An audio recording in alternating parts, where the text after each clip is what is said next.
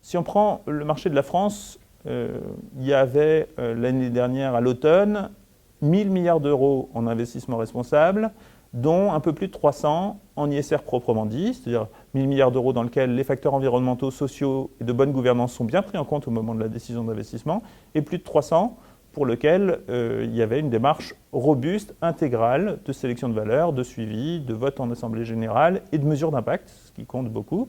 Est-ce que ça se développe? La réponse est encore oui, puisque l'année précédente, il y avait 15% de moins dans les fonds. Donc on est bien sur une augmentation très dynamique du marché qui correspond à ce que nous voyons au Forum pour l'investissement responsable, c'est-à-dire un intérêt très soutenu des investisseurs particuliers pour ce type de produit.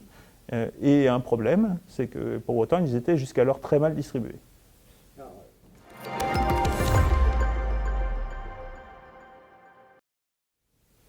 C'est très difficile de réfléchir au niveau mondial pour une raison très particulière, c'est qu'en fait, les marchés se sont structurés de façon très différente. Et donc aux États-Unis, on a historiquement beaucoup misé sur l'investissement éthique, donc sur les exclusions de secteurs réputés mauvais, là où, en France notamment, on a construit des démarches très différentes.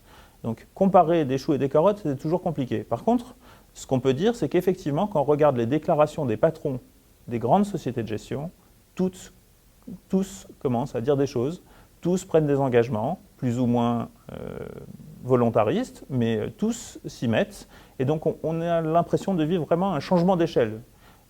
Là où il y a encore quelques années, il s'agissait d'un produit de niche, aujourd'hui, il n'y a plus un patron, en tout cas du monde occidental, et en Chine, de la même façon, les démarches progressent, qui ne disent pas l'environnement ou le social, ça me concerne aussi.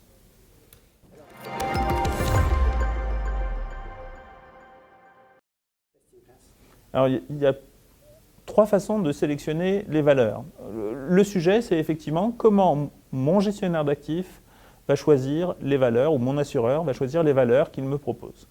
La première façon, c'est de simplement dire, je prends comme tout le monde, mais j'élimine certains secteurs parce que je ne veux pas y aller. C'est la manière dont, historiquement, au Royaume-Uni ou aux États-Unis, on a construit les fonds.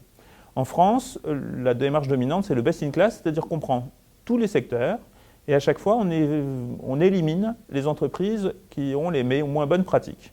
Le discours est donc de se dire finalement, on a bien un portefeuille équilibré du point de vue sectoriel, mais par contre, je suis sûr que le cancre dans chacun des secteurs ne sera pas dans mon portefeuille. Il existe d'autres démarches, je vais en mentionner deux autres. Le premier, c'est le best in universe.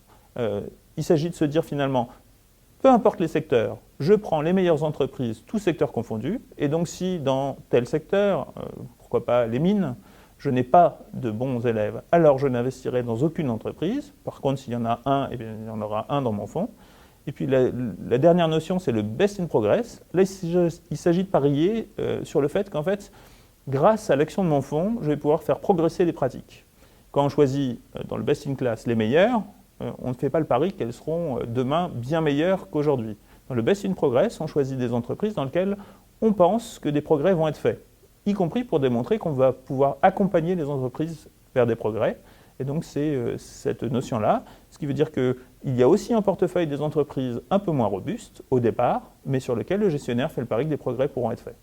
Alors en France, l'exclusion du charbon est une démarche qui se diffuse très largement. Alors, la question est de savoir si on exclut complètement le charbon, toute entreprise ayant une activité liée au charbon est exclue, ou si au contraire on se dit, un grand énergéticien qui est en train de fermer ses centrales à charbon, je peux investir dedans parce qu'il a pris le virage. Et donc selon le seuil, qui peut être 30% pour le fonds norvégien, qui peut être différent pour d'autres acteurs, on va accepter plus ou moins le maintien d'une activité charbon, notamment si elle est destinée à diminuer et même à disparaître un jour.